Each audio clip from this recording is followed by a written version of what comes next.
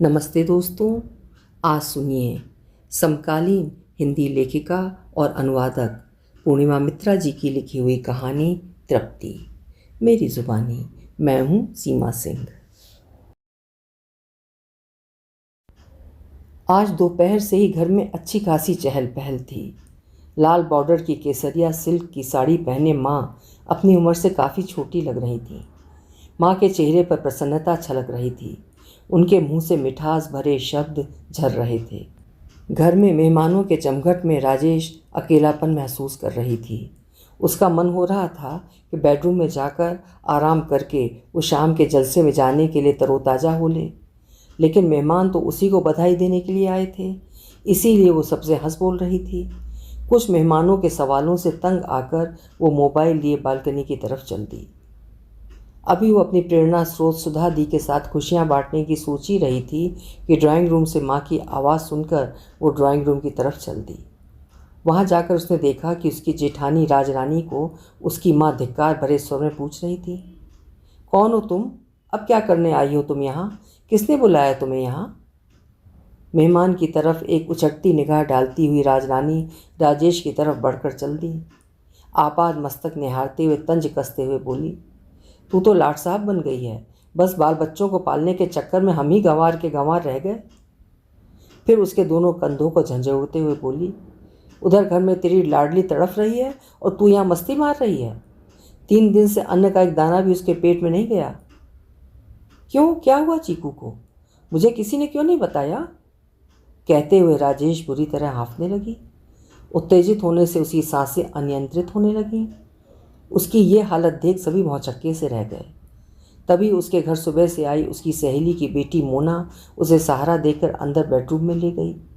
Bedroom में उसे लिटाकर उसने पंखा ऑन कर दिया, फिर फटाफट एक गिलास पानी ले आई।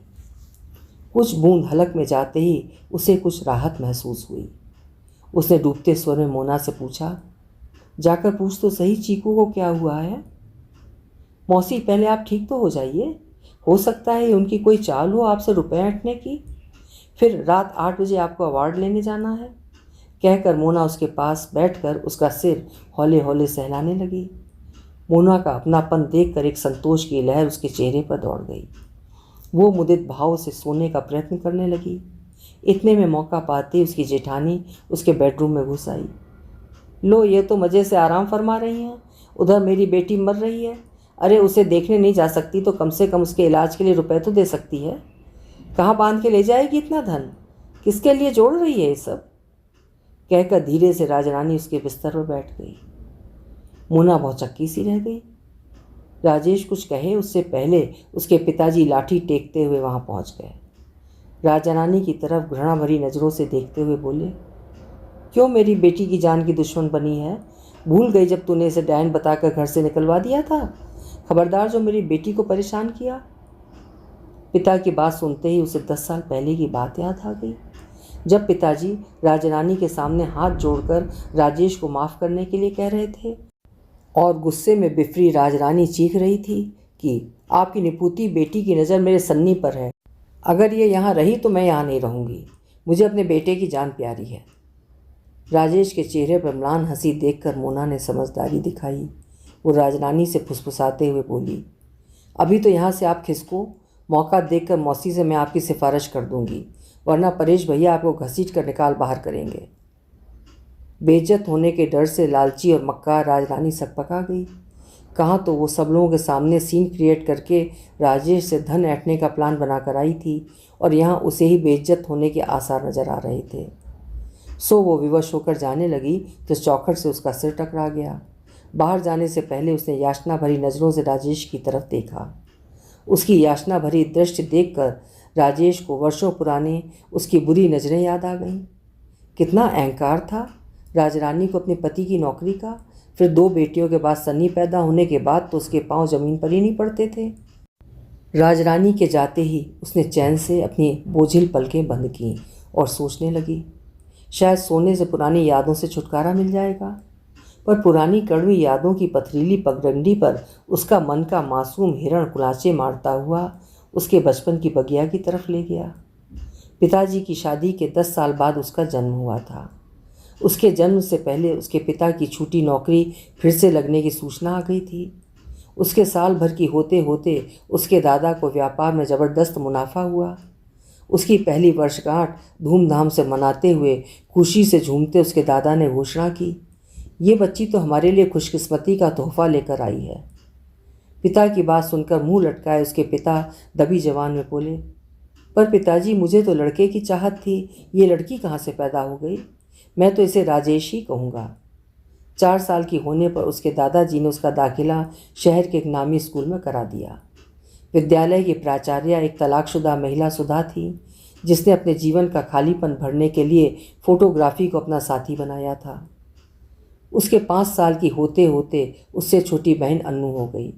फिर उसके बाद बेटे की चाहत में एक के बाद एक 3 और बेटियों मन्नू, तन्नू और कन्नू के होने से उसके पिताजी ने उसे ही दोषी ठहराना शुरू कर दिया। उधर उसकी माँ भी अपनी खीज उस पर उतारने लगी। इन सब का परिणाम उसकी पढ़ाई पर पड़ने लगा। 9वीं कक्षा की प्रथम जांच में उसके सभी विषयों में कम नंबर आए तो उसके पिताजी ने उसकी पढ़ाई छुड़वाने का फैसला कर लिया। जब उसकी प्राचार्या को इस बात का पता चला तो उसके घर आई। उसके पिता को समझाते हुए बोली, इसे कम से कम 10वीं तो पास करवा दीजिए। रही बात इसके कमज़ोर होने की, तो इसे मैं शाम को 2 घंटे फ्री में पढ़ा दिया करूँगी। ये बात सुनकर उसके पिता ने अनमने भाव से उसे आगे पढ़ने की अनुमति दे दी। शाम को सुधा के घर पढ़ने के साथ साथ वो मैडम की छोटी मोटी मदद भी कर दिया करती थी।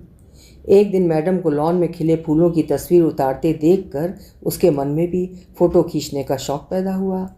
उसने झिझकते हुए मैडम से अपनी इच्छा जाहिर की तो मैडम ने कहा, जिस दिन तुम्हारी 10वीं में फर्स्ट डिवीज़न आएगी उस दिन मैं खुद एक नया कैमरा गिफ्ट कर दूंगी। मैडम की बात सुनकर उसने एक नए उत्साह के साथ पढ़ाई करनी प्रारंभ की। बीच बीच में सुधा मैडम उसे फ़ोटोग्राफी की बारीकियां भी समझाती रहती। 9वीं में उसने अपनी कक्षा में दूसरा स्थान प्राप्त किया। उसकी गणना होशियार लड़कियों में होने लगी। जब वो 10वीं में आई तो उसका छोटा भाई नरेश पैदा हुआ। पुत्र के जन्मने की खुशी में उसकी माँ ने दोनों वक्त खाना बनाने की जिम्मेदारी भी राजेश और अन्नू के सुपुर्द कर दी। दोनों बहनें मिलकर जैसे तैसे 9 जनों का खाना और नाश्ता बनाती। छोटी 3 बहनों को स्कूल जाने के लिए तैयार करती। कहाँ तो 5 बहनें सोचती थीं कि भाई के आने से घर में खुशियों की बहार आएगी, माँ और पिताजी उन्हें भी प्यार करेंगे, लेकिन हुआ इससे उल्टा। माँ पिताजी दोनों के सपनों का केंद्र बिंदु अब नरेश हो गया था। उसकी माँ को लगता ये 5 जब तक अपने घर विदा नहीं होंगी तब तक इनसे जमकर काम लिया जाए। उधर किशोरी राजेश की माँ के बदलते व्यवहार को देखकर सोचती, जब जन्म देने वाली माँ ही बेटे बेटी में भेदभाव करेगी तो दूसरों का कहना ही क्या। पढ़ाई में न ध्यान देने की वजह से उसकी 10वीं में सप्लीमेंट्री आ गई। उसने पढ़ाई छोड़ने का निश्चय कर लिया। उसके पढ़ाई छोड़ने से माँ और दादी को बड़ी खुशी हुई। सारे घर का काम उसके जिम्मे कर दोनों सास बहू आराम फरमाती, बाहर घूमने जाती, नरेश को दुलारती रहती। नरेश की पहली वर्षगांठ के सिलसिले में उसकी दादी की बड़ी बहन भागो गांव से आई। नरेश की वर्षगांठ के जलसे में राजरानी भी अपने पति अर्पित के साथ शामिल हुई। वाकपटु सजी धजी राजरानी ने अपनी लच्छेदार बातों से सभी का मन मोह लिया। तीर निशाने पर बैठा देख राजरानी ने राजेश का हाथ अपने देवर हर्षित के लिए मांग लिया। फिर क्या था, दादी को अपनी आंखों के सामने राजेश की शादी देखने का चाव लहराने लगा। वे रात दिन राजेश के पिता पर बेटी को जल्द से जल्द ब्याहने का दबाव बनाने लगी। राजेश की माँ इतनी जल्दी बेटी को ब्याहने के पक्ष में तो नहीं थी, लेकिन बिना दान दहेज की शादी के चक्कर में उन्होंने भी राजेश की शादी में अपनी सहमति दे दी। शादी के बाद राजेश को पता चला कि किशोरावस्था से ही हर्षित के सिर पर फिल्मी हीरो बनने का भूत सवार था। 8वीं पढ़कर ही उसने पढ़ाई छोड़ दी थी। पिछले 8-10 सालों से वो सिर्फ आवारागर्दी कर रहा था। ये देखकर उसके सास ससुर ने उसकी शादी करने का फैसला किया था और ये जिम्मेदारी राजरानी ने अपने ऊपर ले ली थी ताकि उसे सास ससुर, 4 ननदों व एक देवर के लिए एक निःशुल्क सेविका मिल सके। ससुराल में प्रारंभ के कुछ दिन तो ठीक से बीते, लेकिन 1 महीने के भीतर ही हर्षित राजेश के सारे गहने लेकर घर से चंपत हो गया। बेटे के यूं घर छोड़ने की वजह से राजेश के ससुर को लकवा मार गया। सास भी गठिया की शिकार हो गई। घर की माली हालत देखकर ननदें नौकरी की तलाश में भटकने लगीं।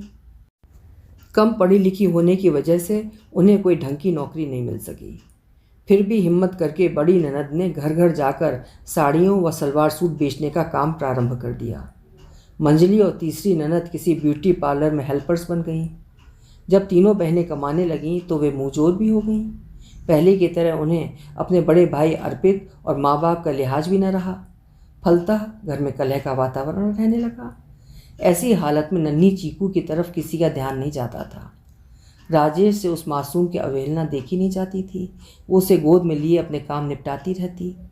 नन्ही चीकू भी उससे हिल मिल गई। 7 साल बीत गए। जिस दिन बड़ी ननद ने अपना घर बसाने का फैसला घर वालों को सुनाया, उसके ससुर की तबीयत बिगड़ने लगी। बेटी का इस तरह से शादी करना ससुर के लिए जानलेवा साबित हुआ। उधर मासूम सन्नी को डबल निमोनिया होने की वजह से नर्सिंग होम में भर्ती करवाना पड़ा। जब राजेश के पिता सनी को देखने आए तो मानो राजरानी को मौका हाथ लग गया। वो विफरती हुई बोली, जब से ये डायन इस घर में आई है तब से कोई ना कोई हादसा होता ही रहा है। इसी ने सभी पर जादू टोना कर दिया है। ये सुनकर राजेश शर्म से गड़ गई, पर राजरानी ने अपनी इस साजिश में सास को भी शामिल कर लिया। उसकी बड़ी ननद उसे उसके मायके छोड़ आई। उसके पिता उसको वापस ससुराल ले आए। उन्होंने राजरानी से बहुत मिन्नतें की, पर वो टस से मस नहीं हुई। ये सुनकर राजेश का चेहरा तमतमाने लगा। वो पिताजी से बोली, कोई ज़रूरत नहीं है ऐसे लोगों के सामने गिड़गिड़ाने की। आप नहीं रख सकते तो क्या हुआ, इतनी बड़ी दुनिया में कोई ना कोई तो मुझे सहारा देगा ही। वैसे भी मेरे हाथ पैर सलामत हैं, कहीं भी खाना बनाने या झाड़ू पोछा करने का काम तो मिल ही जाएगा। इतना कहकर वो पिता को प्रणाम करके वहाँ से तेजी से चल पड़ी। किसी तरह सुधा मैडम के घर पहुँची तो वे अवाक रह गई। सुधा मैडम ने उसकी रुचि देखकर उसे अपने परिचित फोटोग्राफर वर्मा जी के यहाँ सहायक रखवा दिया। विदुर वर्मा जी अपने दोनों बेटों के विदेश बस जाने से अकेले ही दिन काट रहे थे। राजेश ने वहाँ रहकर लड़कियों का हॉस्टल खोल लिया। वर्मा जी को पहले तो ये सब अटपटा लगा, बाद में लड़कियों की चहल पहल ने उनमें फिर से जीने की उमंग पैदा कर दी। वर्मा जी ने राजेश को फोटोग्राफी की बारीकियां तो सिखाई ही, उसे विभिन्न फोटो प्रतियोगिता में भाग लेने के लिए प्रोत्साहित भी किया। एक लोकप्रिय अखबार में उसे कॉन्ट्रैक्ट बेसिस पर फोटोग्राफर लगवा दिया। धीरे धीरे उसका नाम और काम की धूम देश के बाहर विदेश में भी फैलने लगी। जिन घर वालों ने उससे नाता तोड़ लिया था वे वापस उससे नाता जोड़ने को लालायित हो उठे। कल रात को जैसे ही उसे international special achiever photographer award मिला तो उसने सबसे पहले ये सूचना सुधा दी को देने के लिए फ़ोन किया। काफ़ी देर प्रयास करने के बाद उसे सफलता हासिल नहीं हुई तो वह हताश हो गई। उसकी सहेली मोनिका और उसकी बेटी मोना ने आकर हताशा के भंवर से उबारने की कोशिश की। वर्मा जी ने खुद चलकर उसे आशीर्वाद दिया। माँ, पिताजी, भाई बहनों और हॉस्टल की लड़कियों ने मिलकर पार्टी प्लान की, लेकिन सुबह से उसे कुछ भी अच्छा नहीं लग रहा था। वो सुधा जी के घर जाने की सोच ही रही थी, पर उसे कोई वहाँ से जाने ही नहीं दे रहा था। अचानक मोबाइल पर सुधा जी का शुभकामना संदेश पढ़कर उसकी जान में जान आई। एक तृप्ति भरी मुस्कान ओढ़कर वो निश्चिंत हो सुस्ताने लगी। अभी आप सुन रहे थे पूर्णिमा मित्रा जी की लिखी हुई कहानी तृप्ति। एक लड़की के संघर्ष भरे जीवन और सफलता प्राप्त करने की कहानी। आशा है आपको भी पसंद आई होगी। पसंद आई हो तो कहानी को लाइक और शेयर करिएगा, और चैनल अभी तक सब्सक्राइब ना किया हो तो आपसे अनुरोध है चैनल भी सब्सक्राइब कर लीजिएगा। कहानी सुनने के लिए बहुत बहुत धन्यवाद।